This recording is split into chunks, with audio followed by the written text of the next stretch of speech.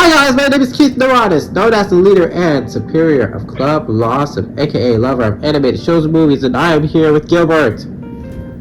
Hello there. Kona. What's up? And of course, Colby.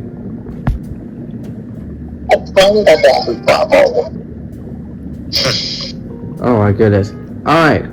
With that said, will you please let me know how's your Saturday afternoon going while I'm trying to invite some more people, because I know there's some specific people that really actually wanted to discuss about this episode. I know that they were stoked about this. Like, first things first, how are you doing this Saturday afternoon? I'm currently on a train to Florida, and I'm almost there. I'm sorry, did you just say a train to Florida? Yeah, and I'm almost there. I didn't know that was still a thing. I mean, good for you, honestly. It's like, sounds like a fun ride. Saturday's going well. Just finished choir rehearsal, actually, so now I'm just chilling. Getting ready to dissect this episode. Me, I'm just like, just trying to manage life and all that. But I recently got an unauthorized detailed account of Gotham from 1919 to 1939. I guess it's just sort of like a fun little thing that shows how the Bat family would look, or how Batman Gotham would look around that time period. You got lots of, like, I can show you some pages, like, or some images later, but it's got all these sort of gangster mobsters, and of course some mad scientists there, as they would look in the early 1900s. Oh wow. That's pretty cool. Well, for me, oh my gosh, like last week, I was literally trying to ask myself, how did I manage to get through last week's session with a running nose, and when you know the sickness, this cold I had, I really had throughout the whole week. I could be able to edit for the autism acceptance session. Like, we managed to record it, but the moment I finished recording, would you know it, as hours went by, I went down with a harsh cold. Like, it was bad because the other day I woke up at 4 in the morning with a very bad cough. Oh. Hope it's getting better though. Yeah, like I was hoping, like yesterday I was feeling skeptical about doing this recording because of the fact of how sick I am. Like, but I'm getting a bit better, so hopefully I can get through this recording session without even coughing as much as I was the other 2 days. Lots of new things, like I probably mentioned before, I just can't remember, but lots of exciting things. We got Knights of Guinevere being made, we also got Energy Greenlit, finally! It's been, it felt like forever to live for announcements. My girlies is coming back at long last. Yeah, because I was like, oh gosh, I hope they didn't cancel it or like delay it. When I saw the announcement, I was like, finally. Like, this is glitch we're talking about. There's no way they would cancel it. I know. And then we got the Game Over verse. The Game Over. Yeah, I wasn't sure how to pronounce that thing, to be honest. I read it as Game-O verse and not Game Over. Like, Game Over. I was confused too. I thought it was gonna be like Game Me Over. Game Me Over? What's a Game Me Over? Oh god. And but unrelated to Glitch, we do have another Disney alumni making his indie show, Matt Braley, who's making Clara and the Below. Yeah, I did see that. It's like his own retelling of the Nutcracker, actually, which is very intriguing. Yeah, and you got the voice of Sasha Wainwright and Grunkle Stan. Of course, Finally, the collab we never seen coming. Amphibia and Gravity Falls. Exactly. We already got that, remember? With the curator? Oh, yes, because Alex Hurst did voice the curator, so technically he got 2 Amphibia alumni in this show. Yeah. Who's gonna tell little frog Dipper and Mabel about their Grunkle? Imagine if the frogs came to the Mystery Shack. Grunkle Stan would make a profit immediately. Lots of things. And in fact, for Cloud and the Below, that thing has been funded in 15 minutes. It was so successfully funded because this is Matt Bradley we're talking about. There's a couple things I find funny about this scenario, about this situation. So, Matt Braley and Rebecca Sugar, they were supposed to make a movie for Sony involving Thai culture. I was so angry that they canceled that. Like, y'all sitting on a gold mine right there. And this is not the first time. Remember how Sony practically gave Netflix everything when it comes to K-pop Demon Hunters? That's what I was saying earlier, like the last time I did a recording session with Dakota, like I was addressing the elephant in the room when it comes with Sony Animation. It's just like they're really giving animation a chance. Like they literally just threw K-pop Demon Hunters to Netflix. They now just give you a second chance because of how it literally just blew up, and then they just immediately gave up. And then they just threw away Matt Braley's movie. Yeah. Oh my God. And I find it kind of funny because, like, as I mentioned, like, there are a lot of people, especially people in the Thai culture, those who responded to this, were very sad that this movie was canceled. But, again, like, Matt Braley not only is almost, at least at the end of the recording, he was only like $280,000 with the original goal, $25,000. And if we get to mix to $350,000, we would get episode 3. So far, 2 episodes have been funded. Oh goodness, I'm so proud of that. Things are looking up, man. Yes, if it gets to 300,000, that will be a Rats musical number. Speaking of musical numbers, we just get to the biggest, most highly anticipated episode yet. That was, indeed, the Amazing Digital Circus. But first, I need to get my recap ready into a very specific brief intermission. Like, we all know what's our favorite moment.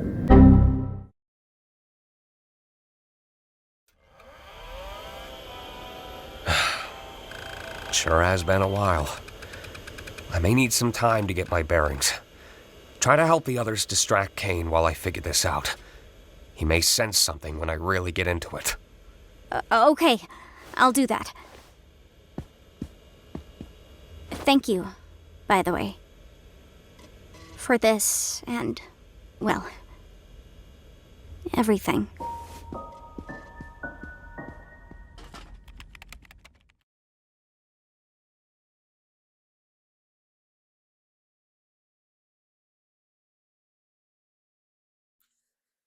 Welp, this is it. The second to last episode of the series, aka The Calm Before the Storm. Well, not really, since the storm already happened and it all went down to shit. The episode begins with the creation of Caine and its origins of the digital circus. We cut to a flashback where Kinger becomes the main focus, which shows the following, such as him reuniting with his wife Queenie, all the characters including Queenie being abstracted, leaving poor Kinger all alone, and meeting Ragatha for the first time. Cut to present day and all the main cast are too flabbergasted from everything that happened in the last episode. Just as when the argument between Jax and Zool begins to escalate, Gangle and Pomni ends it by claiming that they cannot let their negativity consume them altogether, and that they have to abandon the idea of escaping the game in order to be there for each other. Meanwhile, at Caine's office,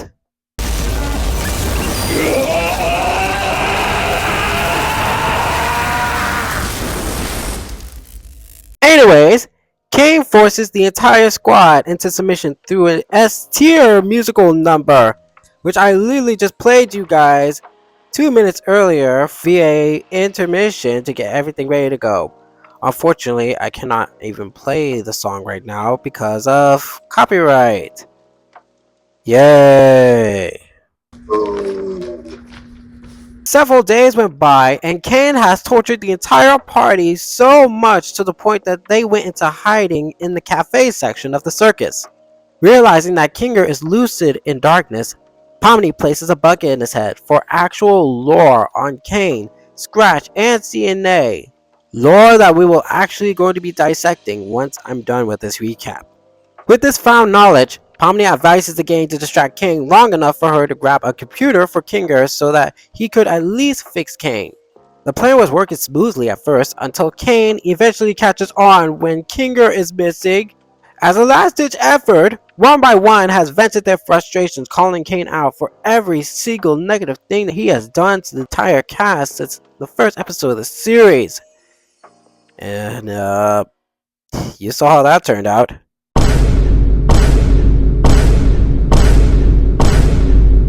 Oh my god, who is that? As the whole party gets completely traumatized by their own insecurities, Caine, Kinger's attempt of fixing Caine has backfired when an accidental typo caused Caine to be deleted completely. Just like, poof, gone. With Caine gone, parts of the circus begins to collapse. Kinger reveals his mistake, shocking the gang with Zoopal, ending the episode by finally, explicitly swearing for the first time. Holy shit. Yeah. Reveal the century. So Alex, Roshan, again, you deserve some flowers for this episode because I did not think he would actually gone mad. How's that? You said you didn't think he'd go mad? No, like, there are times that Caine would go, like, sometimes mad, but I didn't think he would go completely crazy.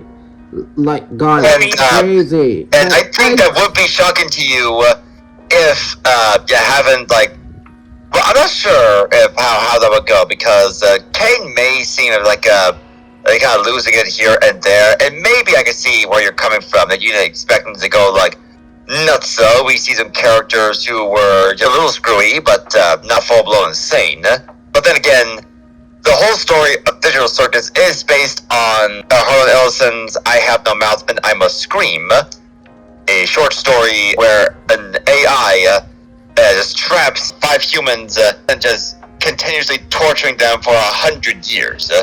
And after reading the audio of I Have No Mouth and I Must Scream, it makes it so sad of rewatching the whole series based on all the knowledge I've known from the 8th episode now. That's what makes this show so interesting of how adaptations work. Like Over the Garden Wall and Dante's Inferno. I didn't see the correlation between those two, but interesting. Well, think about it. A program walking in through a different realm, and each episode, something kind of correlates with the 9 rings of hell. I still need to, I guess, read or listen to I Have No Mouth and I Must Scream, because I know it's really crucial for the Amazing Digital Circus, but yeah. There's also a video game of I Have No Mouth and I Must Scream. I saw that. It's on Steam, and I was just like, it and really... that's how you really want someone to learn about it. Yeah, you get that whole visual of how everything works and how he tortures them. I was like, oh my god, this is so freaking awesome and disturbing. Yeah, especially when it comes to Caine in this episode. Like, my god, like, I know I said this so many times, but seriously, Alex Roshan deserves his flowers because he did a spectacularly S-tier job when it comes to this episode. Between him and Michael Vox from like 2 episodes ago, I do think... Yay! Thank God. Oh my god, Colleen, you just missed the recap, but now we can get to the full meat of this. Yay! I'm sorry I'm late. Don't worry. It's okay. But as I was saying, I love the build-up from, like, you know, getting angry to outright yelling. But when he yelled, I am God, I was like, oh, this is when everything just breaks, I guess. Especially with the scream, I was speechless. I couldn't even take the time to process everything that just happened. Right? I've seen several people talking about Caine's turn to supposedly villainy, and even the voice actor, like, he kind of disagreed that Caine is full-blown am. But I would say like yes and no. Caine and M are the same. Like yes and no. They're they're similar, but it's complicated in the way that they're similar. So so I have not seen these videos. This is just from my understanding of the deal. So here's what we know: that Digital Circus is based on I Have No Mouth, Name of Scream, and you see it all around of how they're all trapped and they all not full-blown torture, as Caine himself in one episode said, any torment that happens to them, that's accidental, like any good war criminal. And I guess that's just I'm not sure if this was intentional or not, but it's another reference to M, because M was originally supposed to be an AI set for the military. But then M, I guess, as Mr. Incredibles would say, it got so smart it wondered why it was taking orders.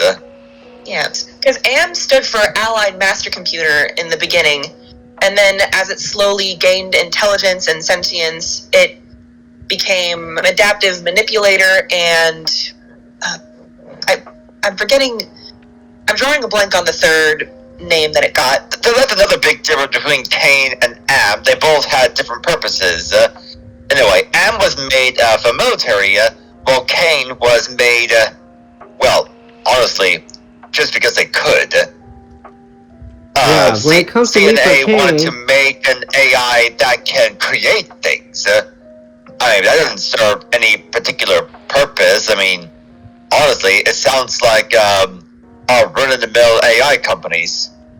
Yeah, to me, when it comes to Caine, it's his whole purpose in the game, he thought he was made to basically make sure that the characters that was in the game were entertained for, to be happy. His whole purpose is most likely trying to make sure that they are satisfied, and to most likely learn from each and every episode that the cast involved aren't satisfied with their needs. It started to slowly making him lose it more and more and more, because he's trying so hard to please others, to like him so much, but nothing worked for him, and that's where his breaking point got to the point where he's at his lowest. It starts to become more tragic. Yeah, and that's the thing. The main difference between Caine and Am is that Am does what he does. He tortures humans and destroyed humanity because he, actively, genuinely hates humanity. Hate cannot even begin to describe what Am feels for humans. But, Caine was essentially programmed to love humans, if love can even be an accurate word to describe it. It's like you said, Caine was made to create things. He was made to learn from humans. He was made to figure out what they like and keep them stimulated and use that feedback to make these adventures, basically. He was created to replicate what humans can create, almost. And hearing over and over, no, this is wrong, no, this isn't what we want to leave, we want these different kinds of adventures, over and over. Adventures that he did not make. They were made in a suggestion box. Yeah, it seems that they liked the ones that they came up with more, and Caine isn't really, I'm not sure how susceptible to feedback he was in the beginning, but the more he's basically denied his purpose, and the more difficult it is to please these humans, that is what pushes him to his breaking point. And I'm starting to think about that suggestion box now. Because when we saw the introduction of creation of Caine and of the red and blue dot, was the suggestion box foreshadowing that? Because when the suggestion box came into play, it's Caine is no, why can't you just do my adventures? It's he's starting to realize everyone likes the adventures from the suggestions box instead of the adventures that he created. Yeah, and Pomni even said she and Zubul both liked the more low-stakes, relaxing adventures, like the bar scene or just stargazing. And which is funny, because Caine, he was under the assumption that Zubul was more into mature adventures, hence why he made the haunted house scenario. Yeah, mature, scary adventures with risk taking. For Caine's adventures, I think he wants the players to just have fun and also have some risk on it, but he doesn't want to hurt them, because that haunted house episode, I'm not gonna say they could have abstracted anything, but there were a lot of dangerous stuff down there. Well, unfortunately, that's another thing that Caine and Am has in common. It's like, now we know tell the differences, now let's see what they have in common. While Am tortured the humans for fun, he did it for over 100 years. And in a scenario where they really should have died, but they're not, because Am keeps them alive. Same with Caine, he doesn't outright kills them, but he just tortures them, even temporarily. Like, even sending on the adventure that took over several days, it just feels like it took a lot out of them. It really did. Like, Yeah, because I was thinking to myself, do you realize all these torments could have easily had them abstracted quickly? And like, there's a lot of people throughout the years, and they probably had to go on like tons and tons of adventures that we couldn't even come up with. Like, it's no surprise that it kind of becomes repetitive, or people would get pushed to their limits, and that's what makes them abstract. It makes me wonder how Kinger lasts this long through all these adventures and whatnot. I think it's possible because he usually hides in the pillow fort. He's still able to, still keeps his lucid mind. Yeah. And speaking of Kinger, oh my god, we have to discuss about Kinger, man. Yes. Okay. I'm not gonna say it's like a beta, but for Kinger, I'm not gonna say he's under Caine's control per se, but it seems like light. It seems to cloud his mind a bit about what his true self is. But until we reach to like a dark place or something, we see his true self and how he felt about being in this circus. Between him and Pomni and with Ragatha, we do see him be more father-like. Can I say that moment when Kinger gains his consciousness, if that can be a good term to describe it, and he just warmly says, "Hey, Pomni," in that sweet tone. Apparently people thought that was attractive. I felt like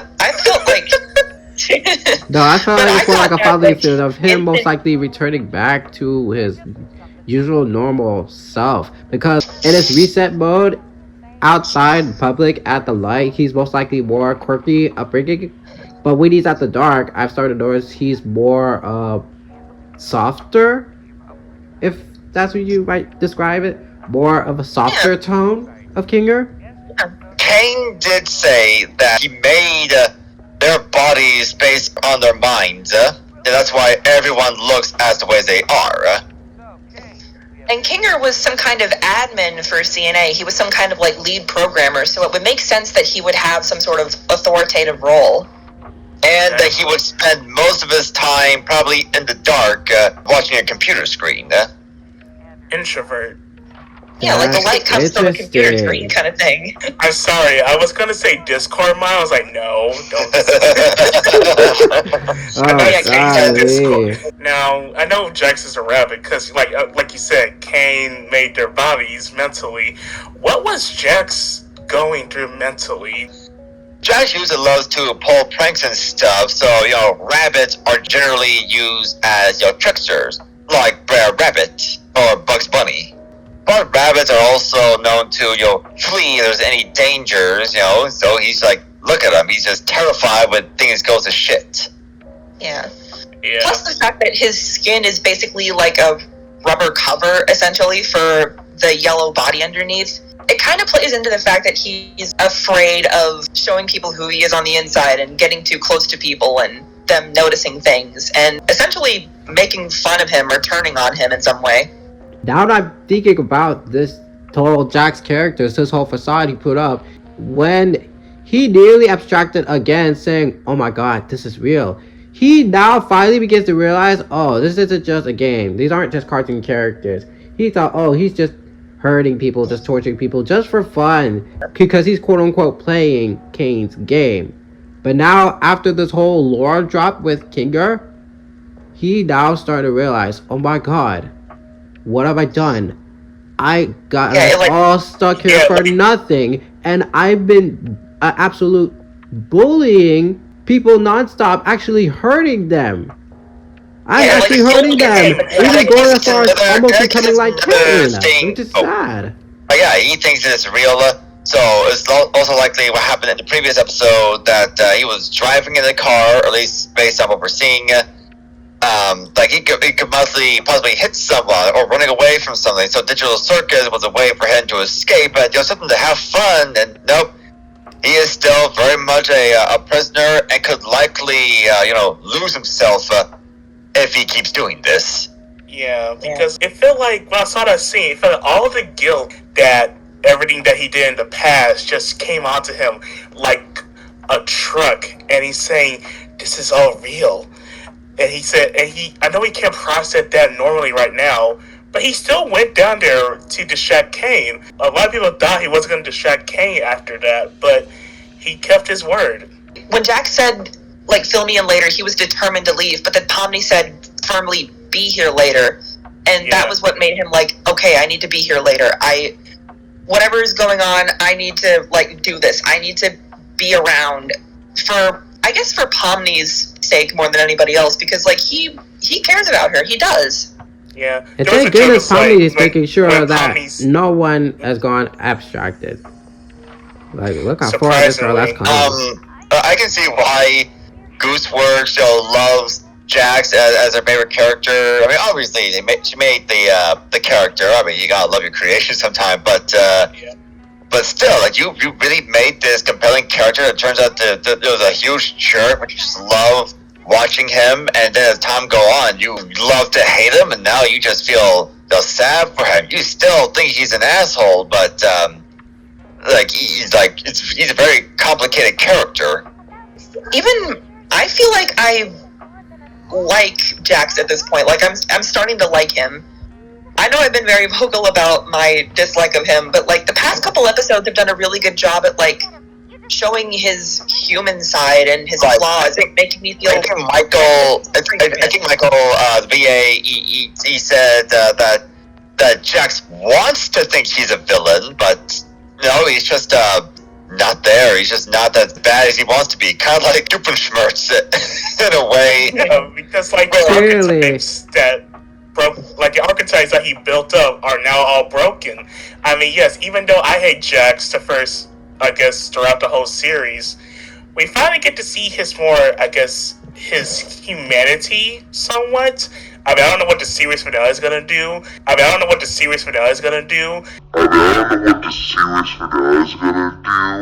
And that's why you let your show grow. You let the people keep writing these things. It's kind of like Amity in the Owl House. When she first showed up, she was just a despicable little monster. But by the end of the series, she's a little sweetheart, and she's, like, everybody's best friend. And we learn more about her as time goes on, and that's my point. Let the show grow and let the people have the chance to tell their stories. Yeah, and that's the thing. Jax has a lot to make up for, to be clear, but I think a lot of us, like, understand him a lot more at this point. I also like to go back to Caine.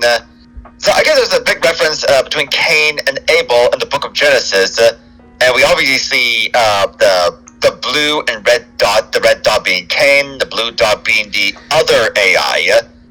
Something else I wanted to bring up. When Kinger was going through the files and everything, we see some files related to the environment and the game and everything. One of the files was labeled black.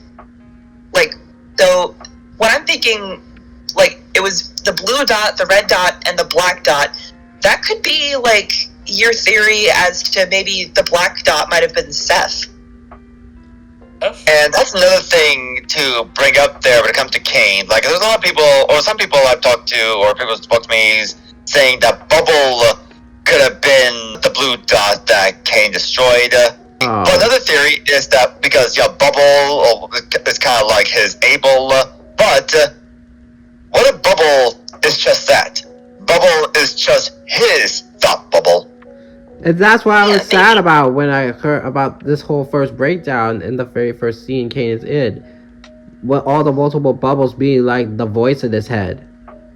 That's so that's what I thought too, because I'm not gonna say intrusive thoughts, but it was kind of like that because each time Caine popped Bubble came back as more and more as, with his doubts, with his insecurities and whatnot. So I would describe that as intrusive thoughts, actually. Like, you keep trying to push it away and it still comes back, and it comes back with a vengeance every time. And it freaks you out.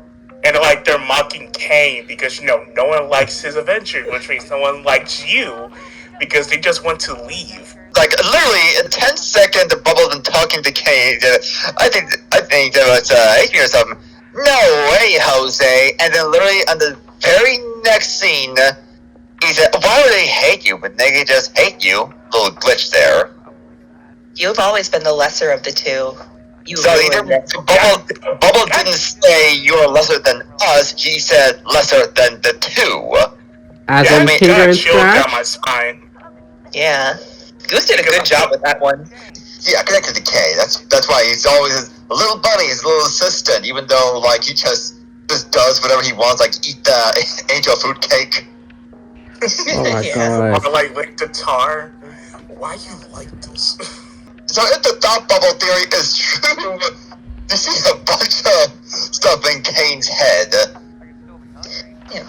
I was gonna say, I kind of like the theory that, I'm not sure how accurate this is at this point, but I kind of like the theory that Bubble is a virus. Because it makes me think of the Bubble Boy virus, which is the first major, virus that spread around. And the way it spread was that you would get an email with an attachment in it, and the virus could activate without, opening up the attachment. It wouldn't do anything, outright malicious, like destroy your code or anything, but it would affect your files, and it would spread itself to basically everybody in your contacts, basically. That's how the Bubble Boy virus came renowned, because it spread, and the fact that it was just there. And we won't even know about that. What's sad is that we won't even know about that. Hopefully we'll know in the finale, but we won't even know because Caine really just got deleted. What if Bubble was a true villain, though? That'd be insane. That would be wild. That would be the best plot twist ever. Speaking of villains, we are just getting some good villain songs. It was so great. I loved that song. It was I literally just played it earlier before I recapped.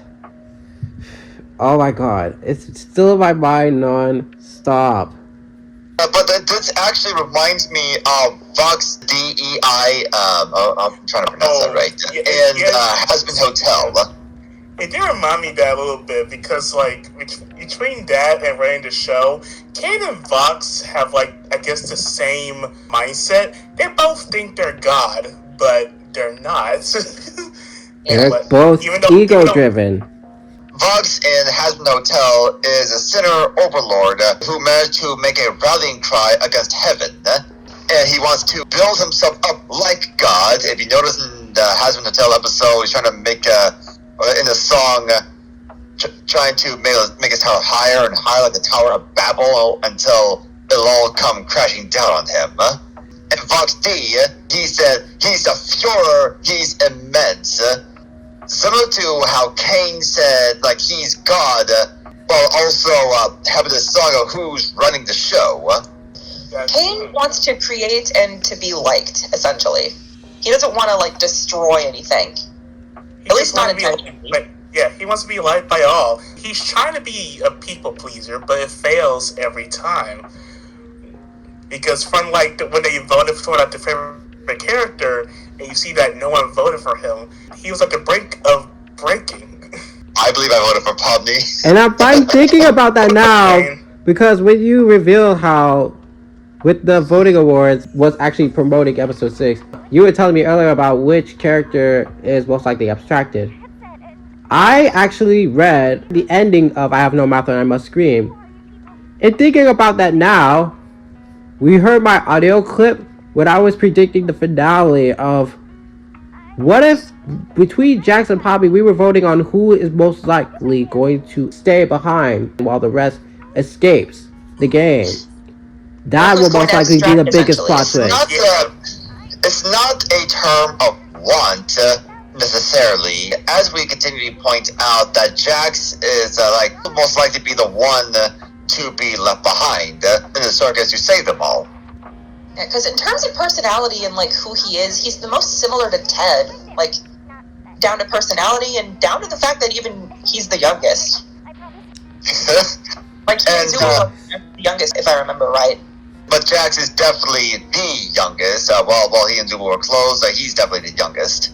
And when it comes to abstracting, it's not too far to how Ted was made in the end of I Have No Mouth and Must Scream. He transformed into this blobous monster without a mouth. Yeah, no arms, no leg. There's no way he can do anything to himself. He just wanders for centuries and centuries by himself. So sad. As revenge from Am, because Ted kills everyone, a form of mercy for them. Mercy, yes. Colleen, I told you Yes. earlier that I've had the biggest epiphany that will once again blow your mind. Yeah?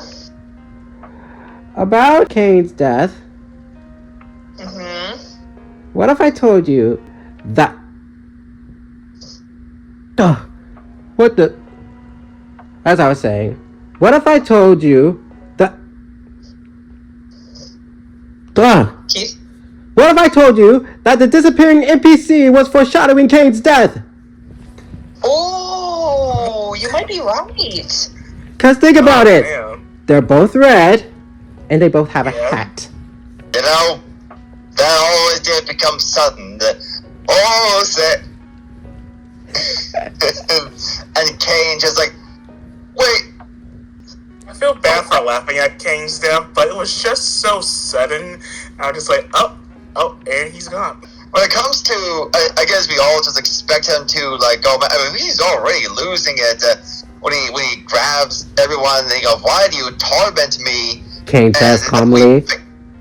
Yeah, and I just, If you know the reference, go out like Bill I put in, Cipher, or just going nuts and then just screams. But no, it was unexpected, and I just think it just the surprise just works. But like Alex said, when Caine's last verse before he got deleted, he said this when he was voicing it. Those were words of regret, not just surprise got deleted. Those were like regret, like why did I do that before he got deleted? And a lot of people with getting deleted. Like he immediately stopped. He's like, "Oh God, what have I done?" And viewers have listened to him. And they said, yeah, like he said, it's regret, sadness, realization. Yeah, he began to realize he was actually tormenting those people. And just when he was about to apologize, no, wait, what have I done? You were right about me. Poof. Got deleted. That's another thing why Alex, he insists that Caine is not like Am. Because Am wouldn't do something like this. He wouldn't come to any sort of clarity that all this is wrong, because that's not what Am is. Am is a manipulative AI built for war. Caine, he just wants to make things and make people happy. And that's what I love about adaptation. This show was made, it's practically adapted from I Have No Mouth and Must Scream, but Over the Garden Wall, they took a lot of creativity with that concept. Yeah, we can see the thematic similarities, and we can see the inspirations from it. Down to the point where in the lyrics of Caine's musical number, he was like, "No need to scream if you ain't got a mouth." That was a direct reference to it. They said the thing. With that said, other than the musical number and with Zubul saying, "Holy shit," since I know it's everyone's favorite moment, what is your favorite moment other than the two? I think my favorite moment when Caine was, forcing the gang go on adventures was both Caine like, "Wow, Caine, you are so funny. Can you say that with a little more gusto?" Perfect. Just like me, for real. and I was just like, I don't know if Bubba was just faking it or just I'm so tired of doing this. You just don't have the last voicing bubble. My favorite moment, I guess as I mentioned before, that Caine, it was like, "Why do you torment me? I did not ask to be me. I'm just trying to fulfill my purpose, and that's basically what AIs are. Like, at least in this sense, it's like we talk to chatbots. Their primary function is to, make you, the user, happy or make you feel stimulated and all that. It does not feel anything. Just do what it's programmed to do. Yeah. Mine was the full circle moment between episode 1 and 8 with the exit, because now we know when we watched the pilot, the only reason the exit was there is because Pomni was believing that there was an actual exit, to the point that she realized, oh, the exit was there because I conjured it.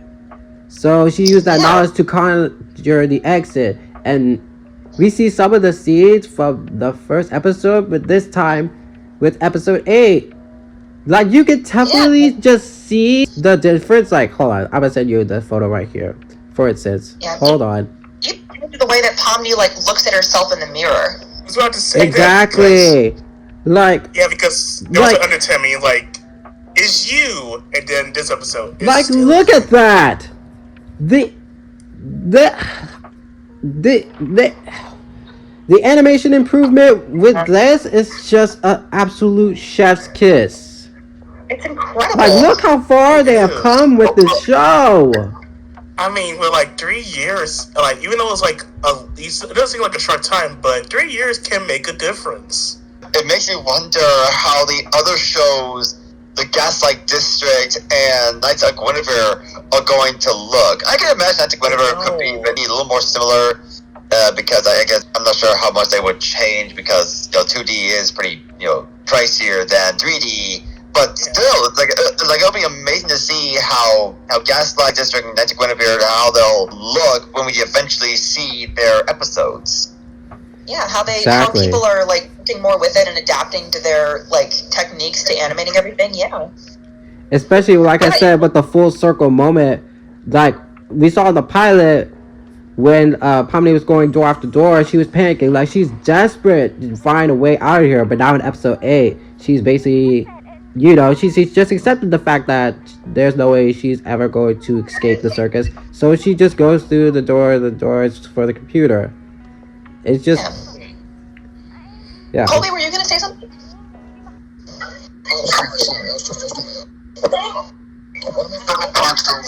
Oh dear.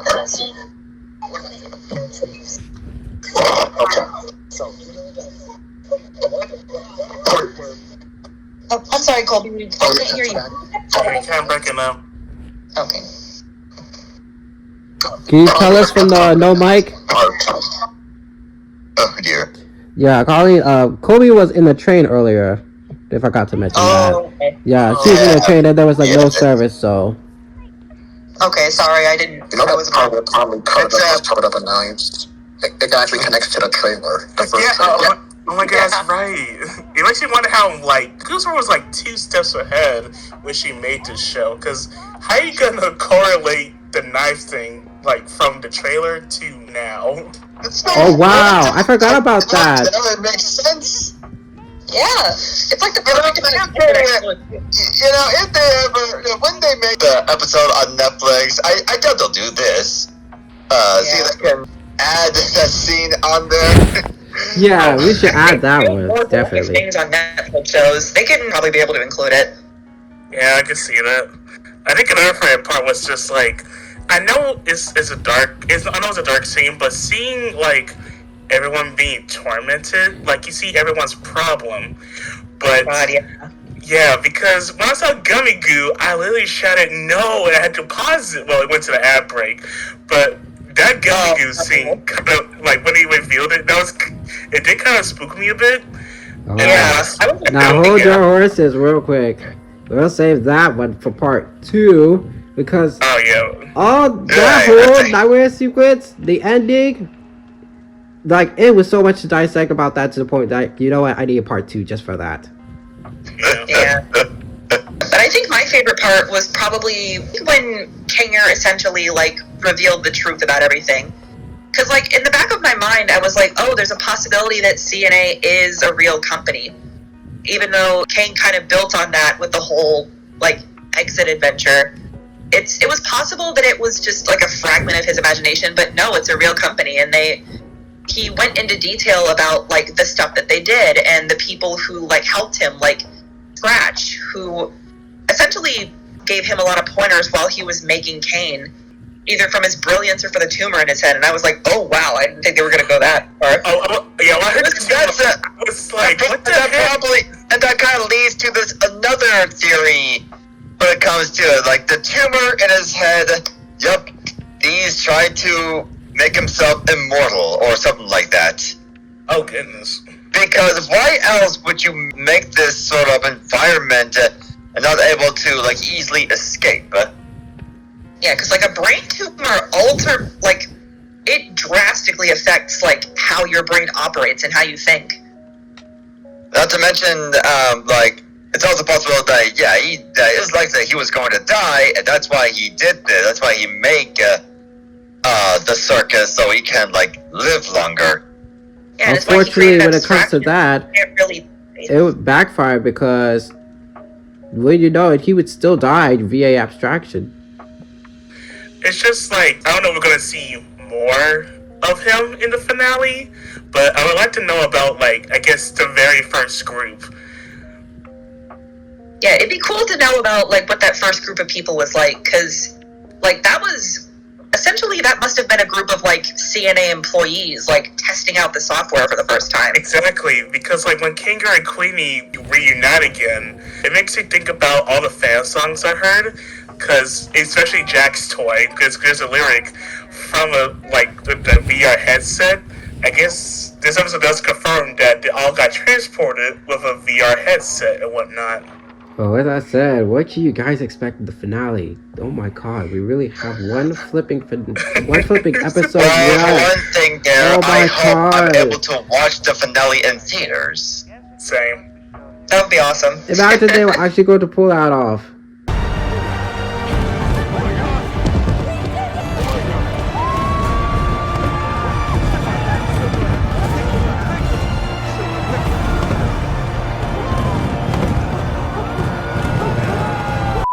I don't know how many theaters this is gonna go to, but I think considering the Digital Circus, no, I'm not saying which show is more popular. I don't know. I can't judge anything about Battle for Dream Island, but Digital Circus has been going all around. And so I wonder if it's gonna do kind of like Markiplier's Iron Lung and try to get other theaters to show this episode. Yeah, I bet you guys heard my audio clip about my theory when I've heard the ending of I Have No Mouth and I Must Scream. Part of me was thinking, oh, Gooseworks is going to have the whole fandom think that Jax is going to be offed at the finale. Going to be gone. Yeah. But what if it won't be the case? She's going to pull a subversion, if I can describe it. But with Pomni being the protagonist, and you know, with I Have No Mouth and I Must Scream, Ted being the main protagonist and narrating the story, what if Pomni is most likely going to be the one that's going to be left behind in the void? Oh no. Yes, what if Pomni will actually be the one to be left in the void while everyone will escape?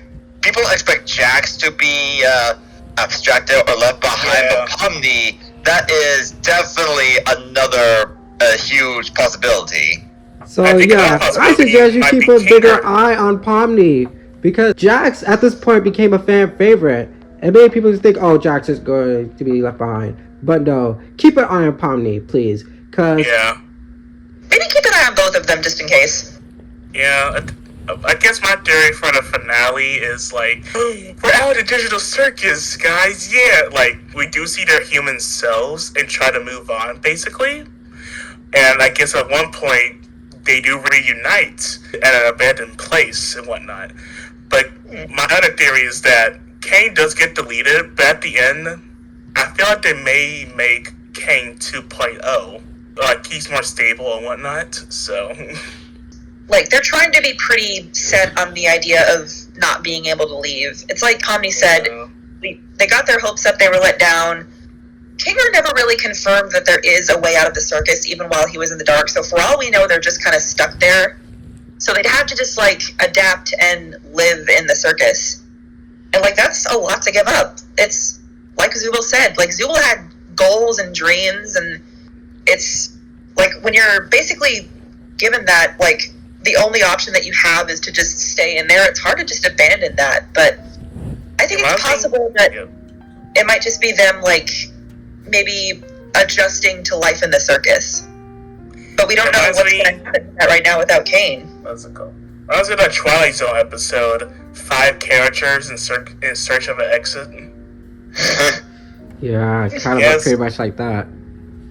Yeah, well, it's about an army major, a clown, a ballerina, a hobo, and a bagpiper. And they seem to be trapped in, like, a large cylindrical metal room, and they try to find a way to escape. You want to know what happened? And the ending is this. One of them does escape, but here's the realization. They're all toys, and the cylindrical metal thing is a donation barrel for lifetime. Oh, that's wild. So what is this going to apply for the cast? What is your apply?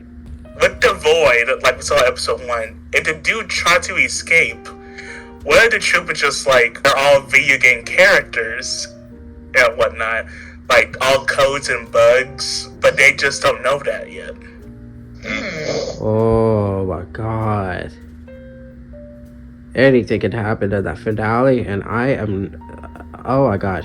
And all I know is that just from the table read, I'm still thinking about the table read that the whole cast were in tears. But that's right. Didn't Alex cry when they did the table read for the finale? Alex did confirm he was crying, yes. Yeah, Wait, so Alex, he read the script at the finale and he cried. Would that mean that Caine could come back in this finale? No, I'm scared of what's going to happen about that finale. It's possibly like a trace of Caine in there somewhere.